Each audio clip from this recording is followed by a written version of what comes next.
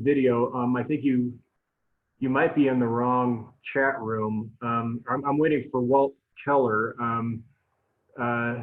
Wait, you're not Walt. Wait, I think whoever you are, you have to turn on your audio.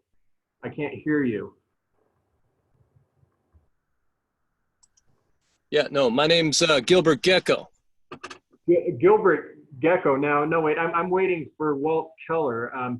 Yeah, no, I just bootlegged his name so I could get in. I understand you're applying, you've got jobs open. Is that right? You're the jobs guy, the jobs guru, the jobs man?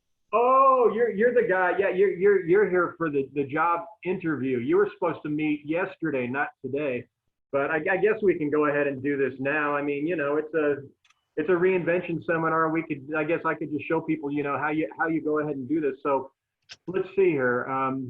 All right, so let's see. You're here to interview for that job, ambassador of buzz, right? That's it. I mean, that's only if Emperor of Buzz is no longer available. Oh yeah, Emperor of Buzz. No, that was taken a couple weeks ago. Okay, so let's get this thing started. Can you tell me a little bit about yourself? Absolutely, man. You ever done the Myers-Briggs personality battery? Well, I'm at the top of the heap. I'm the CEO personality type. I'm the ENTJ, the field general. You bring me into this organization, you're looking at a guy who's going to take over. Oh, really? So you're gonna take over the company? I mean, you're pretty confident about yourself, huh? Well, shouldn't I be? That's why I'm here. Well, okay. So let me ask you this: if your former boss was here, what would they say about you? My former boss, he's still crying in his Cheerios, man. I left him in the dust. I took his jobs 2 weeks after I got hired. Oh, well, okay. Well, so you sound like you're pretty sure of yourself. Can you describe a weakness? Weakness? What kind of question is that? I eat weakness for breakfast. Come on, I'm the top of the heap. So, okay, how did you get into buzz? Into buzz? Buzz got into me. I put the zuzz in buzz. Yeah, well, where do you see your buzz in 5 years? 5 years. Don't you get it? I'm an apex predator, all right? I'm going to take this whole thing by storm. All right, so we're going to be interviewing a lot of other candidates. But explain why you're the buzziest. Yeah. Hold on. Yeah, no. I'm doing this thing. Okay. Yeah. Hey, whatever you want. Okay. You know I can do it for you. All right. Yeah. Next question. So why are you the buzziest? Yeah. Well, I guess that goes without saying, right? Are you busy with your buzz? I mean, what's your work style? Work style, man. I'm like a tornado, okay? I'm a Cat 5 hurricane. I'm gonna bring in a whole global buzzdamic into your organization. Do you understand? Yeah. That's the kind of interview that I do. That's the kind of confidence I bring into an interview. So if I hire you, you'll probably take my job, right? Hey, just make sure and remember one thing. Stay out of my way. All right. We've heard enough about your buzz. I believe you've buttered us up with your best and most bodacious buzz. Do you have any questions for me? Yeah. When do I get my name on my parking spot out here already? Come on, let's get on with it. Yeah. All right. Well, I think we need to bring Walt in. Is Walt still there? Man. That buzzy guy's got to go away, right? All right. So, woo! Yuck. Sometimes you get into off. a character, Andrew. Sometimes you get into a character and it's just gross. I feel the buzz all the way up here at the Hollywood sign. That's great. I love it, by the way. You're awesome. I'm so excited to be here on your Zoomcast. This is so much fun. I hope that I can help with some of your job seekers in talking about what it means to go into an interview, what it means to change careers, reinvent yourself. That's certainly the purpose of what I did when I came out here to California. Well, but let's talk a little bit. You know, it was funny, and I just have a question because I was doing some research and I forgot this. I actually knew this. In 1991, you took over this dilapidated building in Northwest Denver. and it was the Lumber Baron Inn. Had this massive history to it, but it was an apartment building with 35 apartments in it, right? And Yes. and then you refurbished the whole thing, and you put the Celebrity Sports Center star on the top of the building.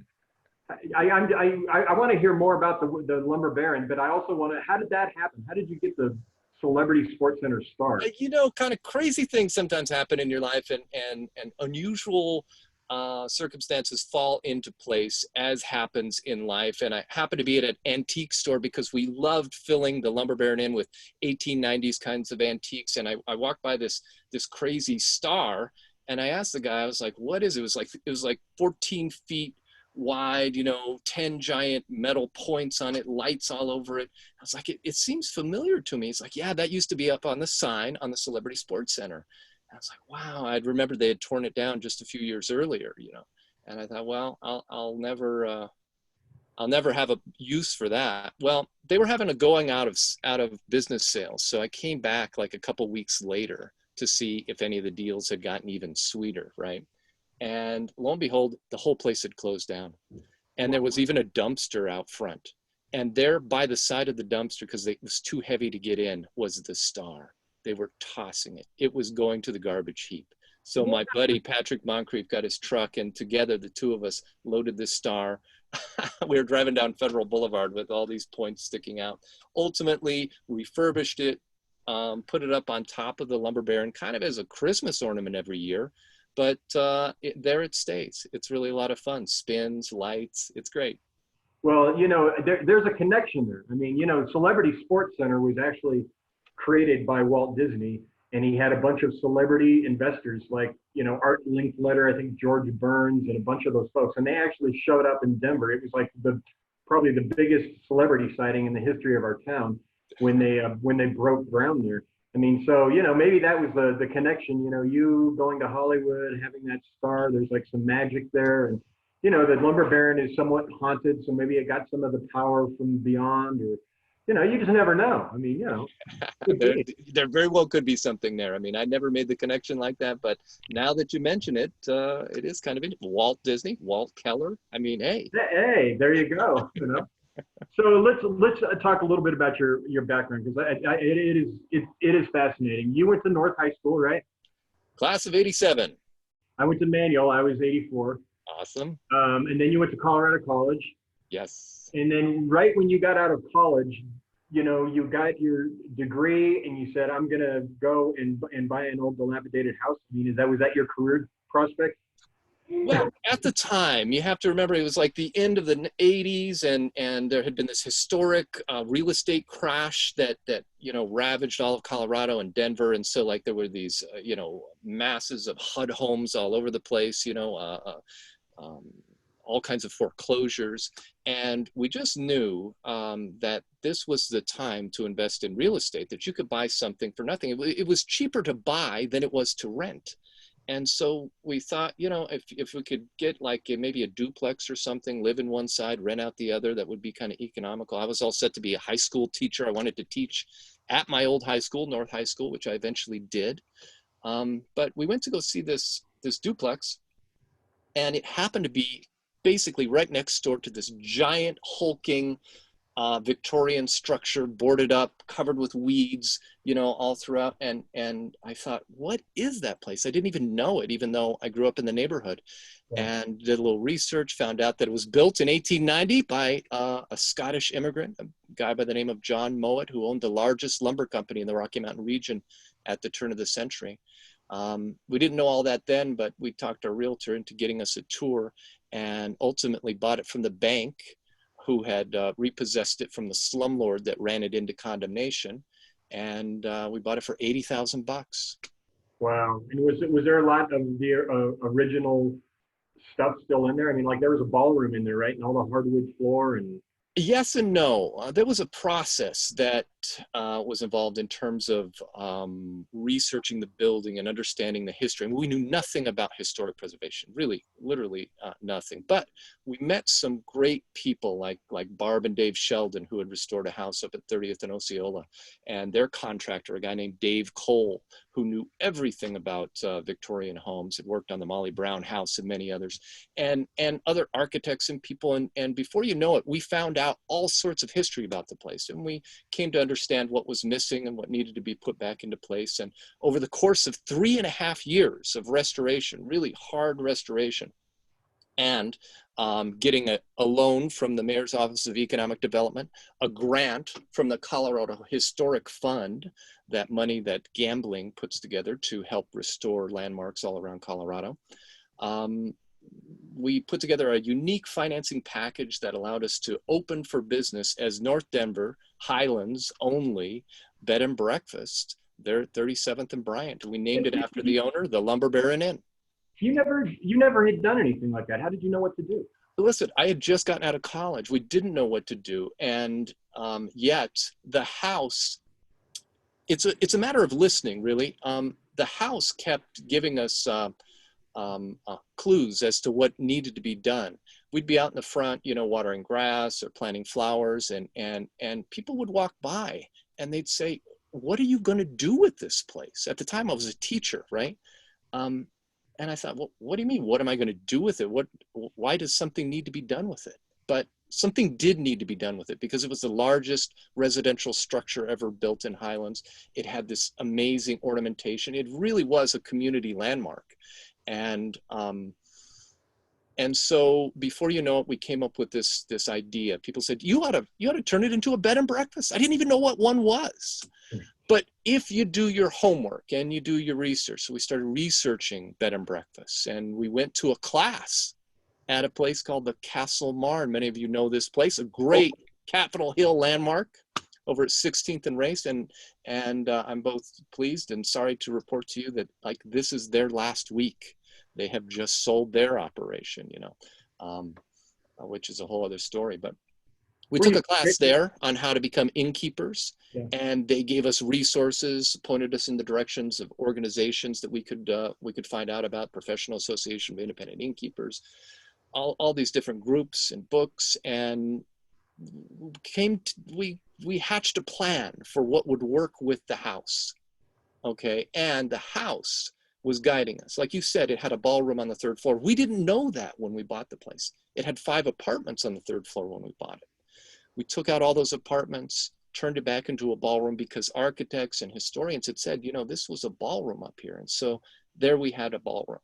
The 2nd floor had bedrooms originally, so we turned those into the bed and breakfast rooms, right? And the 1st floor were big open parlors. It would break our heart to turn those into bedrooms. So we thought, maybe we can make something out of these. Maybe we can make them the original parlors and do business meetings in there. So suddenly we had a building that had multiple uses. It had meeting rooms on the 1st floor, bed and breakfast rooms on the 2nd floor, and big assembly space on the 3rd floor. There wasn't a business model for that. So we had to create one. Are you, I mean, I just have to imagine the hundreds of thousands of dollars that had to go into the restoration, as well as establishing the business. Now, I know you were young, you know, you didn't have a lot of commitments. It was a fun, but is that your personality to look at that not as getting out of your comfort zone, but as a fun risk? Or were you ever scared? Yes, we were scared, absolutely. And is it my personality? Well, I didn't quite really even understand my own personality yet at that point. So I didn't really know that it was something that I shouldn't be doing. All I knew was that it was this amazing kind of building, and I kind of fell in love with the notion of bringing it back to the way it was in the 1890s. And once that I became passionate about that I just kept following that road. I kept following that road, and of course, then there was this paying back the hundreds of thousands of dollars it took to restore it, and so there was this business initiative that took over, and you have to come up with solutions to the problem. The problem is you have to pay back that loan. Like, for instance, never in our business model was murder mystery dinner. In fact, murder mystery dinners really hadn't even been invented on a public kind of level at that point. But we hosted an event, and they brought in a third party. The client brought in a third party to host a murder mystery dinner, and we didn't even really know what it was. This murder mystery dinner was so fun and so funny. The clients, all the attendees, kept calling us for a couple of months. Hey, when is your next murder mystery dinner? I'm like, we don't do those. Nobody does those.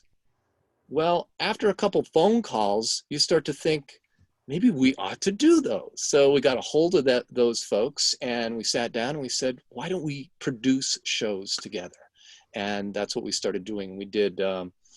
We started, one a month, and it went really well. Each one of them sold out. We could have 100 people up in the ballroom, so why not, right? And that first year was really a great year to get us going. The next year we got ambitious. Let's double our schedule, twice a month, 24 shows. By the time we were done, okay, and sold it in 2016, we were doing 112 shows a year. Wow. Yeah, so it was something that the public wanted.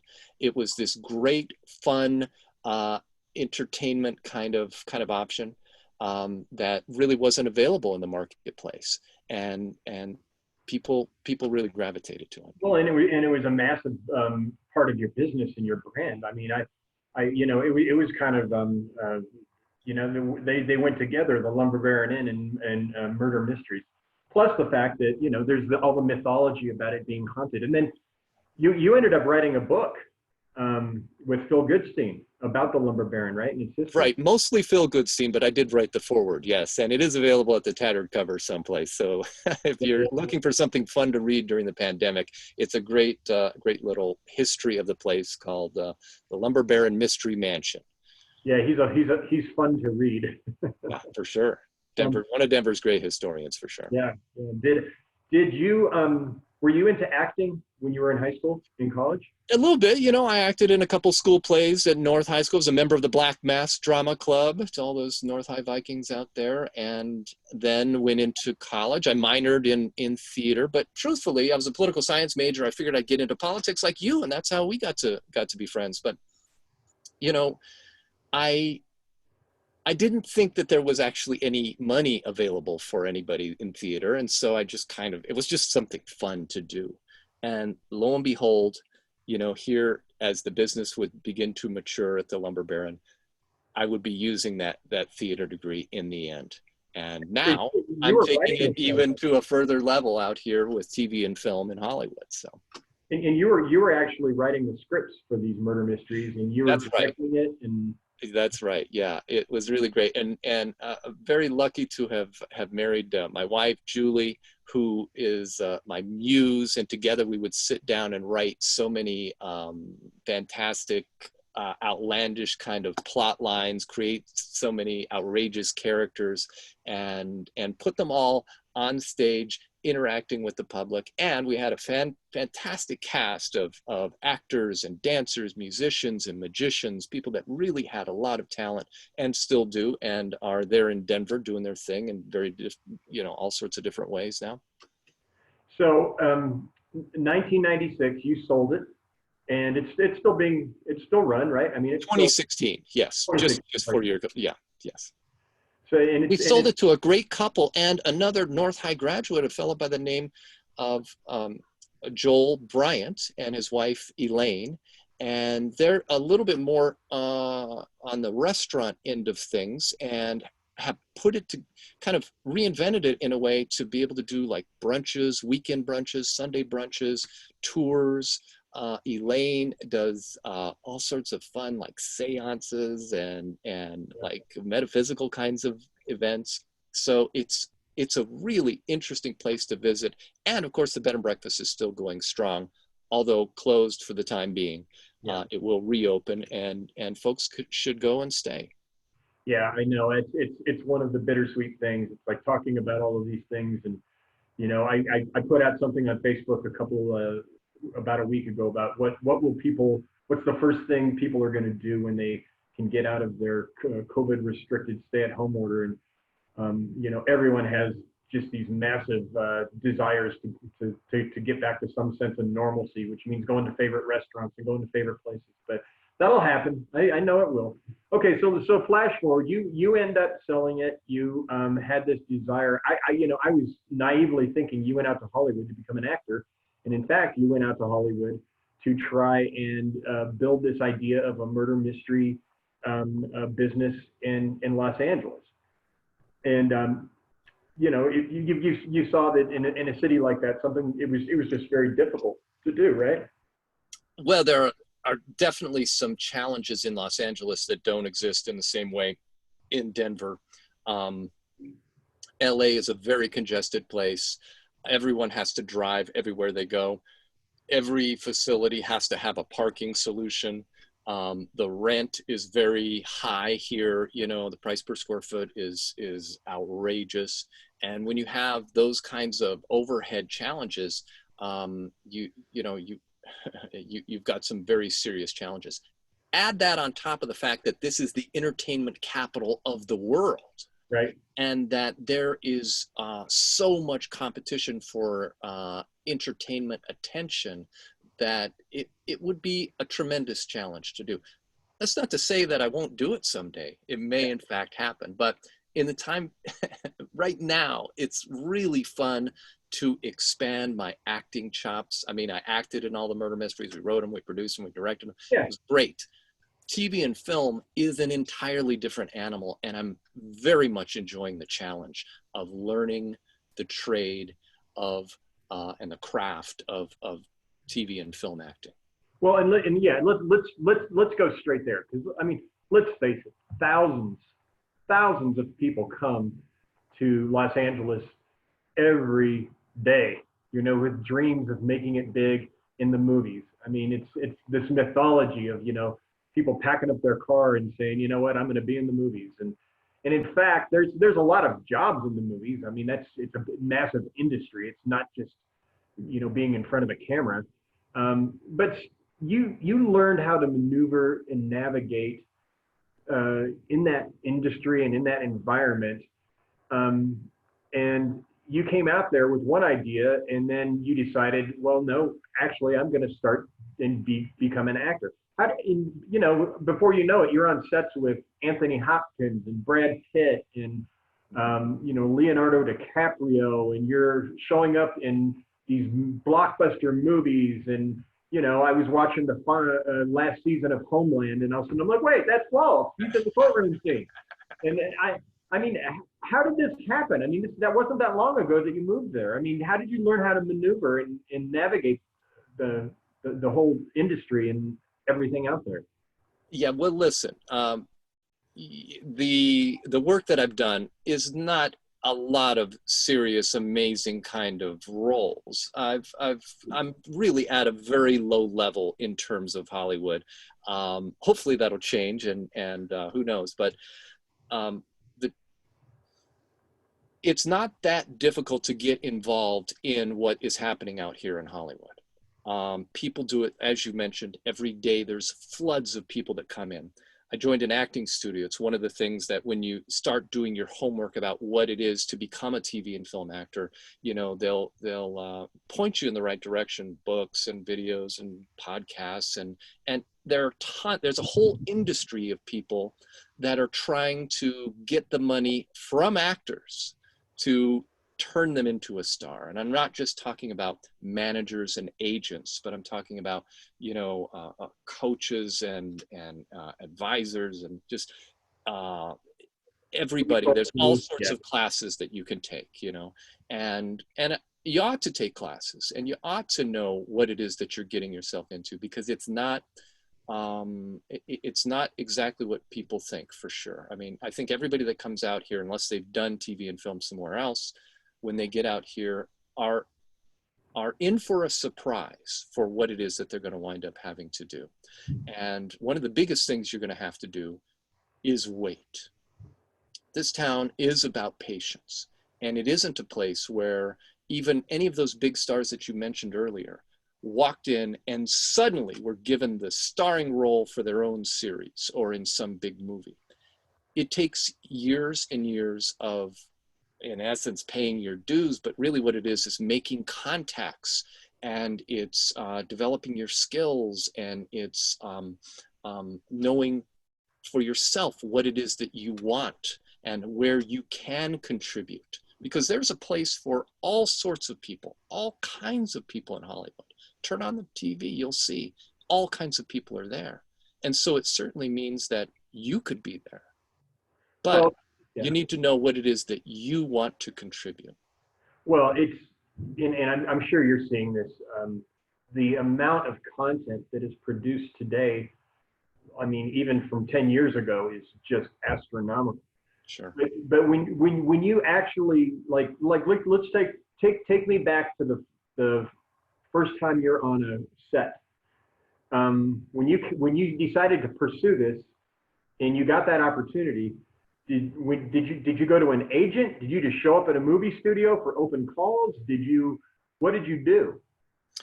Well, there are a lot of different ways in, of course, and I mean, one of the easiest ways in that I can't say that this will still be the way in after COVID, because some doors are definitely going to be closed to just anybody coming in on a movie set, and I can see that is absolutely going to be true, because how can you know whether or not that they might be carrying the virus unless they get tested? And of course, big testing is going to be a big part of how Hollywood opens back up, at least according to some of the people that I've been listening to that do know what they're talking about, executive producers and such.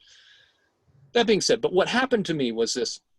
It's very easy to go to a place that everybody knows about, Central Casting, right? Central Casting is this organization that places people in television shows and in movies and TV and film on all sorts of levels, but mostly on the level of being just in the background, just as background artists, just people to kind of fill in the spaces, fill in a crowd, fill in an office scene, or what have you. And it's not that difficult for a person to go down and get hired for that. Now, it's not going to be some kind of giant payday. These are like minimum wage type of situations, but it is a place where you can really see what it is that they're doing and how they make television and film, and whether or not this is something that you're interested in. And to get back to the point of waiting for things, there's nothing that you do on a TV or film set more often than wait. Yeah. I mean, setting up a shot, the perfect shot, takes a tremendous amount of time and attention by all sorts of professionals. And it just takes time. And so the actors, and even if you're just a face in the crowd, all have to wait for them to get ready. And then it's lights, camera, action. So, one of the things you had talked about in a podcast, and I thought was very interesting, was one of the assets to your career was buying a blue car. Can you talk about that? That's true. Yeah, because, not only do they need people in the background, but they also need automobiles, right?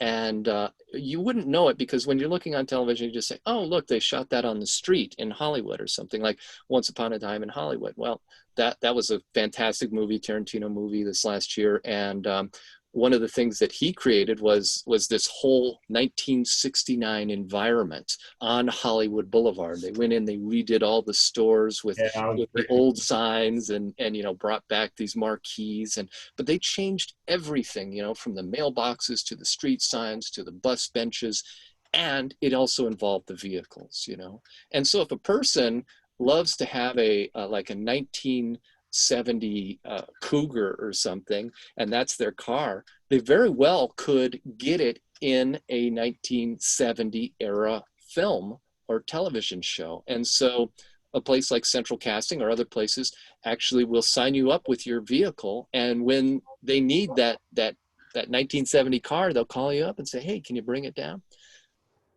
For me, I bought a blue car.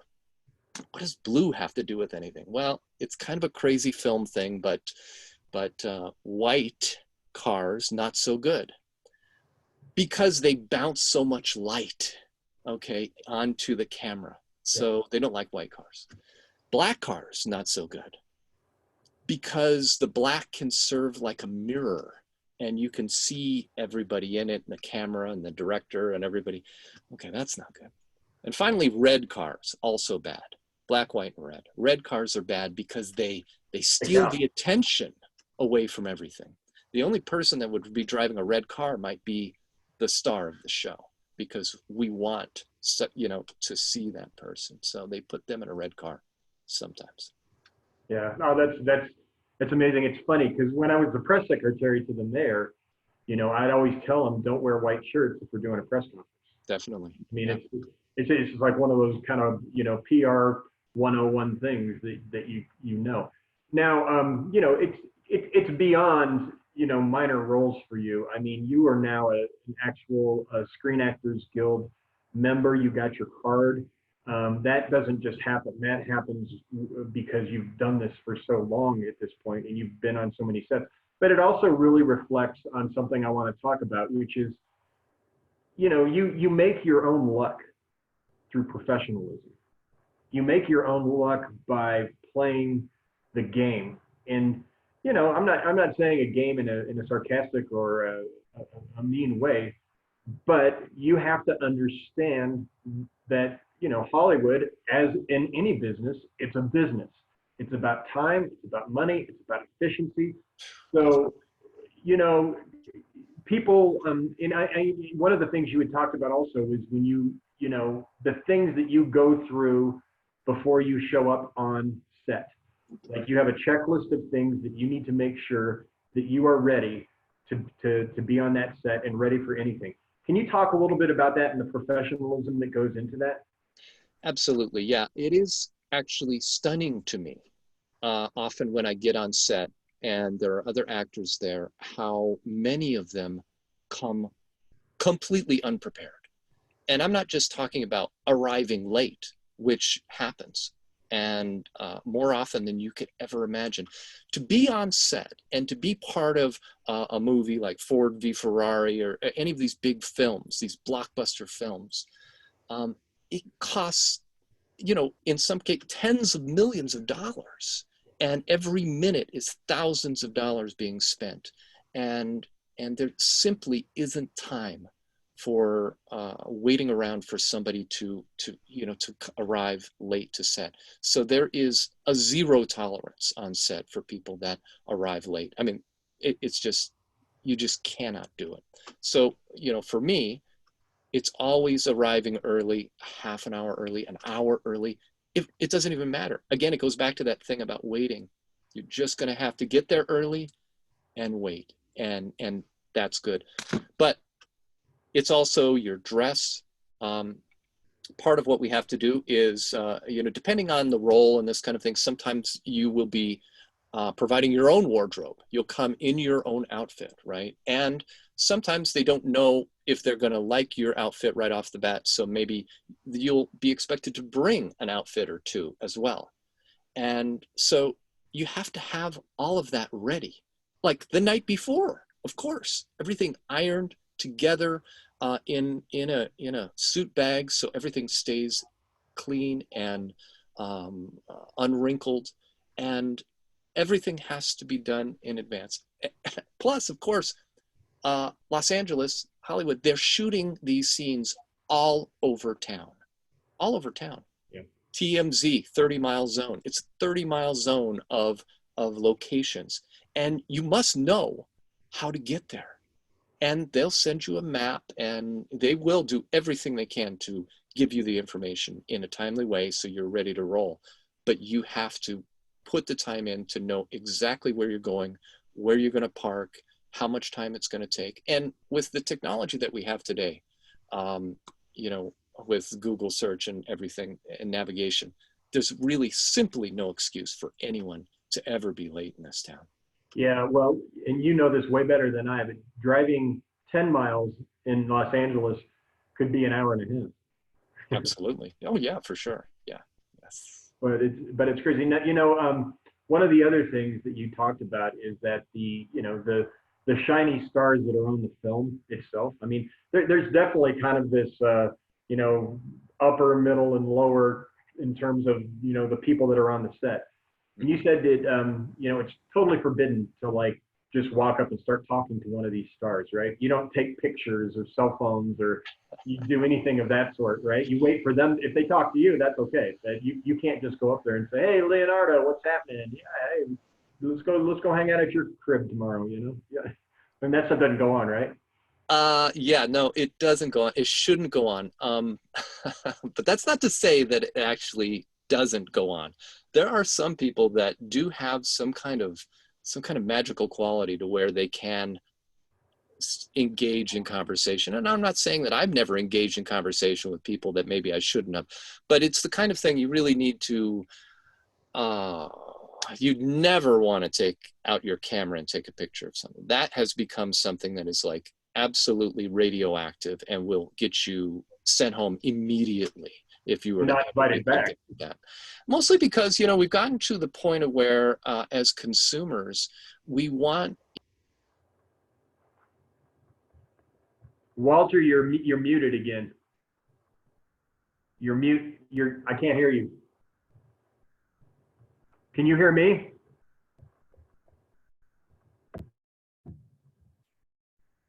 I can't hear you. Can you hear me?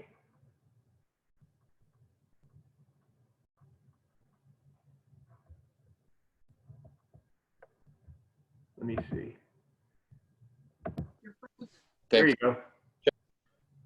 Well, now it went off again.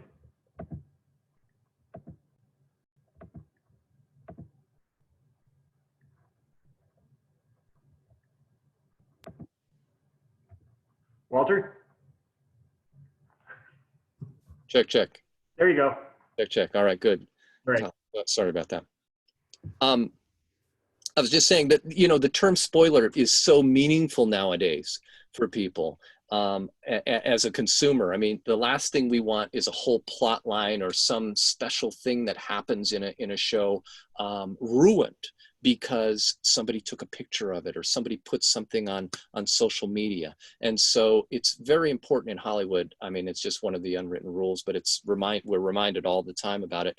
We have to keep things secret.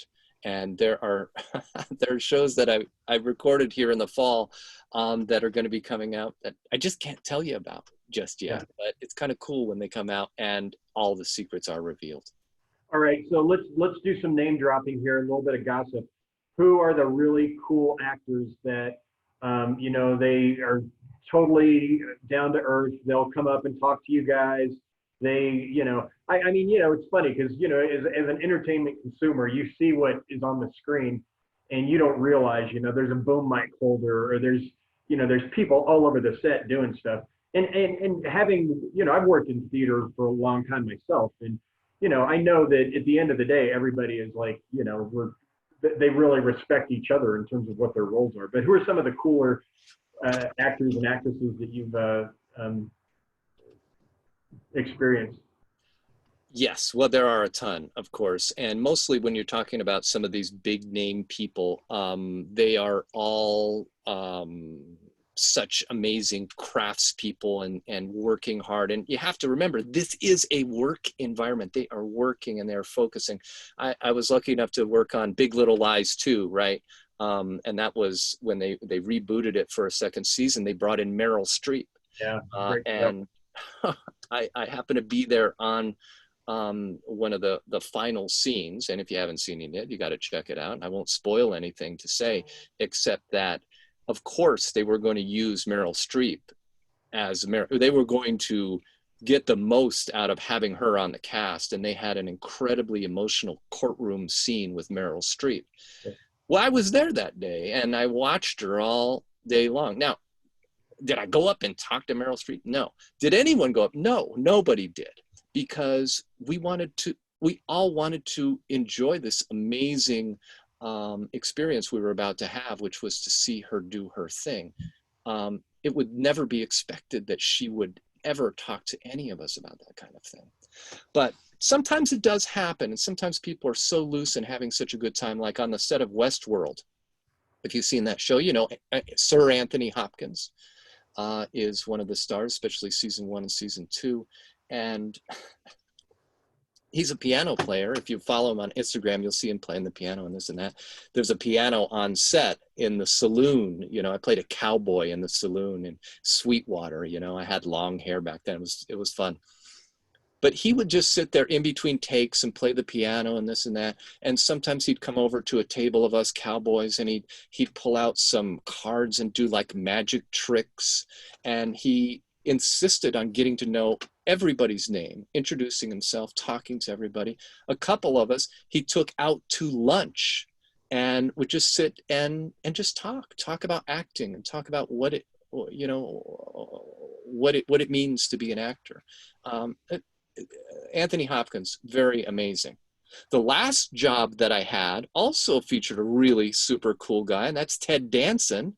You'd always hope that Ted Danson, star of Cheers, you know, one of the great shows, would in fact be that super cool bartender that you've always watched him on television. Well, it turns out he is, and I can't say a lot about a new show that he's working on, but it was the day, I want to say it was like March 11th. It was the last day that I worked, and a lot of people worked.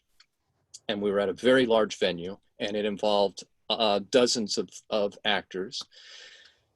And it was the day that we all found out that Tom Hanks had coronavirus. Remember that? Oh, And Reed yeah. Wilson had corona. And it was like, oh my God, it was big news everywhere, but it was especially big news in Hollywood because suddenly, you know, if Tom Hanks could get the coronavirus, anybody could. You know, Andrew Hudson could and did. Different story, Yeah, of course. But I mean, and Ted Danson didn't think twice about going around, and none of us knew just how contagious it was, of course.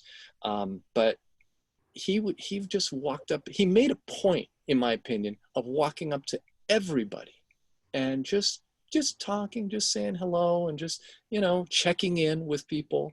Just a wonderful guy. I mean, really a prince. Wow. Now, we talked a little bit earlier, and one of the things I wanted to share with people is that, you know, people who go into job interviews can be very nerve-wracking. Yes. You know, I mean, some people it's clinical. I mean, it's this clinical stage fright where it's just really hard to pull yourself out and talk about yourself and present yourself. And you had shared with me a friend of you and your wife Julie's is Bette Midler. Yeah, And tell the audience what you had told me about her being obsessively prepared, and how that is like one of the key things for acing an audition too. Well, yeah, my wife's a big Bette Midler fan, and for years we've contributed and gone to these events for the New York Restoration Project, which is a huge nonprofit that she runs out of New York City, and so that's kind of our deal with her. But one of the things that she talks about in a lot of different places is just how much she will rehearse, and for a lot of people it would be like overkill rehearsal, but she does it because, according to her, she gets still to this day. She gets nervous when she gets up in front of, you know, 20,000, 50,000 people and has to perform. And so her crutch is to lean back on what it is that she knows. And she knows the dance steps, the words to the song. She knows the music. She knows everything that she does backwards and forwards. And rehearsing can definitely be a key thing. I know you were even saying that sometimes you advise some of these job seekers, if they're incredibly nervous going in, you know, write down some things that you might want to say to a future employer, and memorize them. You know, memorize them, and then spit them back out during the interview. And just doing that might calm your nerves because you were successful in getting that information out. Yeah, you know, it's an interesting thing because I think there are a lot of similarities. I mean, you know, when you're out looking for a job, it is an audition. It's a full-time audition. Totally. But there's only really, for the most part, one script that you have to learn. You know, and that script is answering the question. So, can you tell me about yourself? As well as, you know, coming up with and memorizing those stories that you know you're going to have to tell in a job interview. the ones that are going to be about your successes and accomplishments, and tell me why your boss entrusted you to do this. Tell me how you motivated people. Tell me how your skills applied to this, and how, what success looks like for you. And, all of those things, at some level that stuff is going to be asked in a job interview, and not even in a job interview. Just communication about yourself is in terms of one of the touch points of finding that job and having that opportunity to sell yourself. But it's an interesting thing. There is a debate about, is there a thing called being over prepared? And I really don't think so. I mean, I think, as to your point, I mean, she prepares to the point it's muscle memory, so that it's not, it has just become second nature. And it's for a lot of people, it takes them out of their comfort zone, talking about themselves.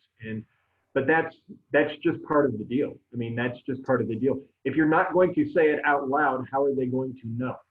I mean, that's the bottom line. Now, go ahead. Well, I was just going to say, as actors, we are auditioning all the time, and we go into audition rooms with, producers and directors, and frequently we are given a script, which is something that we are, in a sense, to perform with this character. And that script is very important to whoever it is that's auditioning us. And just like talking about these points for a job is going to be very important, whatever it is that the job is, your knowledge of that particular vocation. But one of the things we learn in acting, I belong to an acting studio, Spicer Sturgis Acting Studio, Aaron Spicer and Shannon Sturgis, two of the great coaches, acting coaches here in town. And one of the things they teach us about acting is talking and listening. I know this sounds crazy, but it is just as simple as that there are going to be times in an interview or an audition where the script is going to go away, and it could go away, and they are going to go and ask you a question you're not ready for. And what are you going to do? But it just boils down to this whole idea of talking and listening. And as long as you can remember that you need to listen to whoever it is that's on the other side of that table, and just talk to them, I think that's the key. Yeah, you said something else that really struck with me, and I think it was from your acting coach. That is, you don't have to pretend to be somebody else. Now, obviously, in an audition, you have to make sure that you're the right person that is believable in terms of the character itself. And a lot goes into that. Are you too tall? Are you too short? Are you too this? Are you too that? Are you too old? Are you too young? And stuff like that. But even in the interview room itself, you're creating these aha moments, this level of believability that you're the right person. And I will tell you, when it comes down to they're interviewing 3 finalists for the job, it's beyond whether you can do the job. Everybody can, any of those 3 finalists can do the job. It now comes down to, are you believable in that role? Are you authentic? Are you someone that I'm going to want to be around? And there's a lot of things, and I think you talk. I don't want to steal your thunder on this, but even those little body things, the shaking your head in agreement, looking people in the eye, not talking so fast that they can't understand you, smiling. I mean, things like that. I imagine that those are things that also come across in an audition. 100%. It is about behavior, human behavior, and the folks, that the auditors, the people that are at the interview, that are evaluating you, they are going to be reading not your words. That is not the script. They're going to be looking behind the words, underneath the words, at the animal that is sitting there in front of them. What kind of person is this? What is the vibe coming out of this person?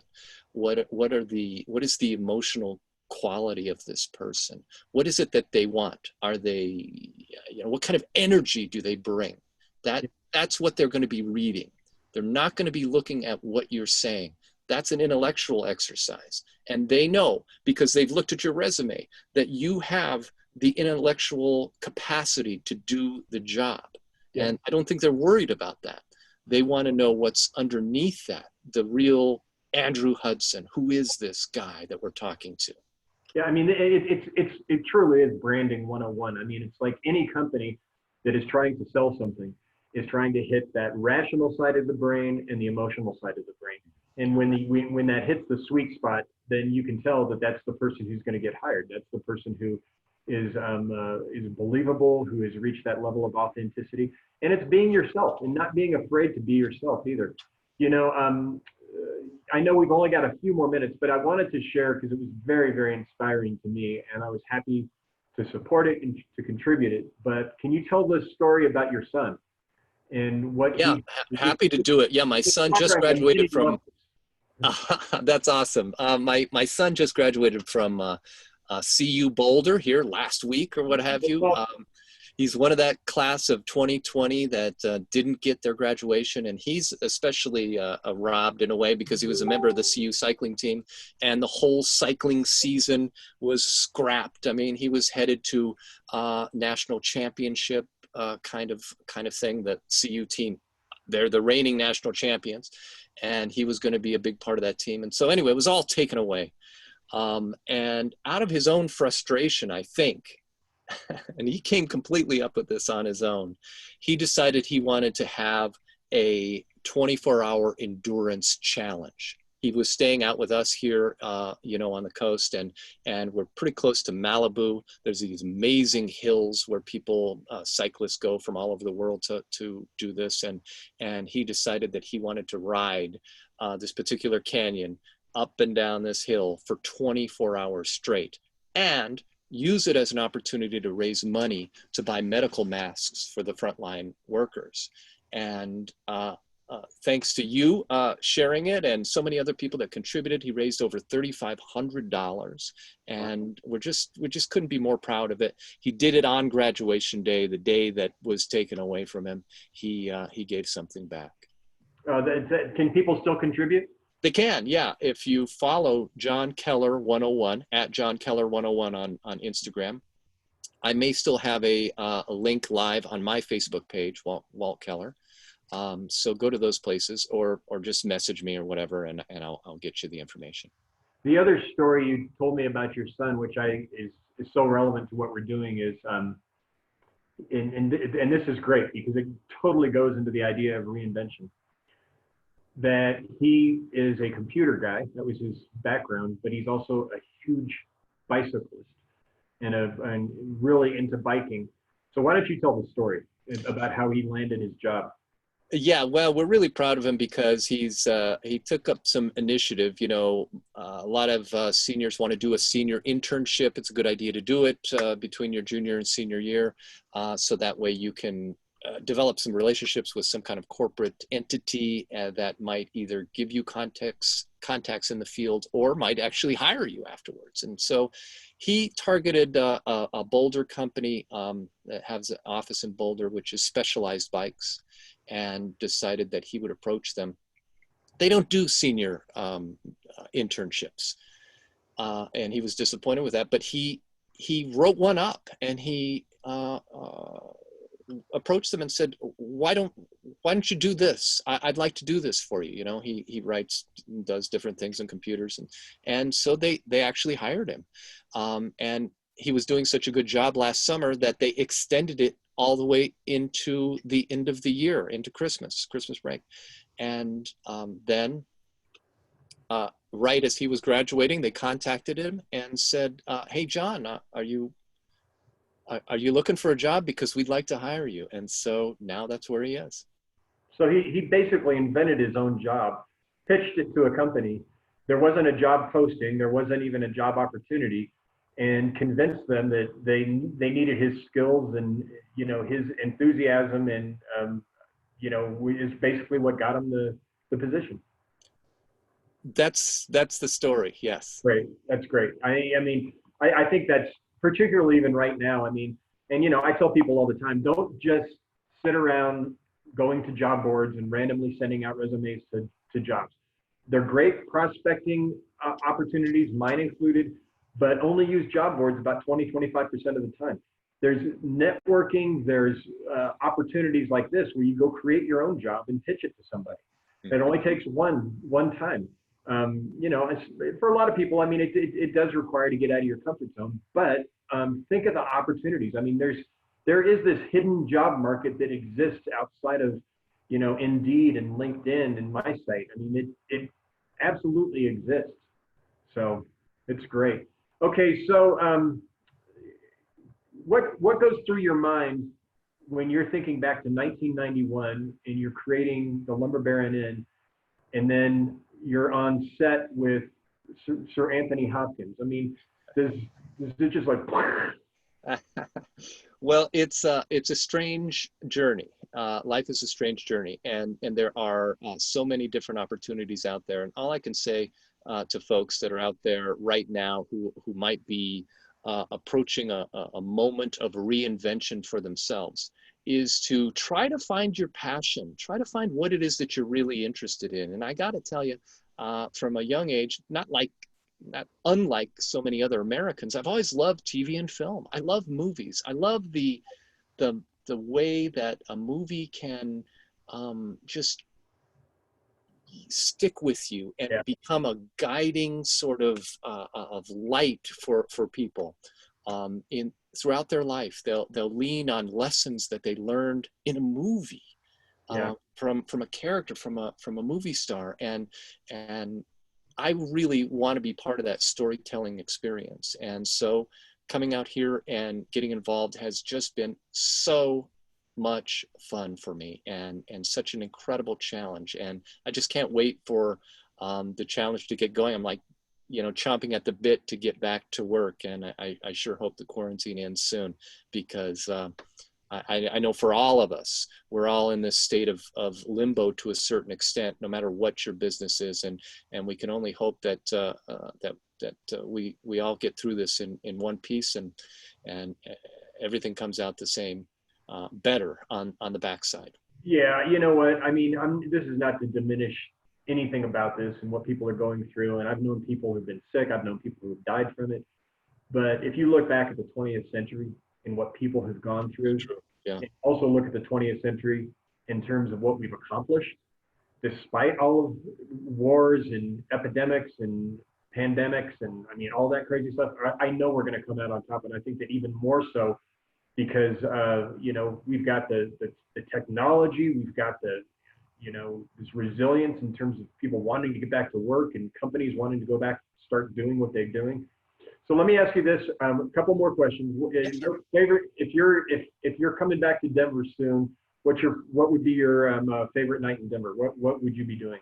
Gosh, well, you know, there's so much. I have so many friends in Denver. It'll always be my hometown. I love to come back. I try to come back once or twice a year, and I do all sorts of things. I mean, one of the places I always go is back to my home place, you know, which is the Lumber Baron.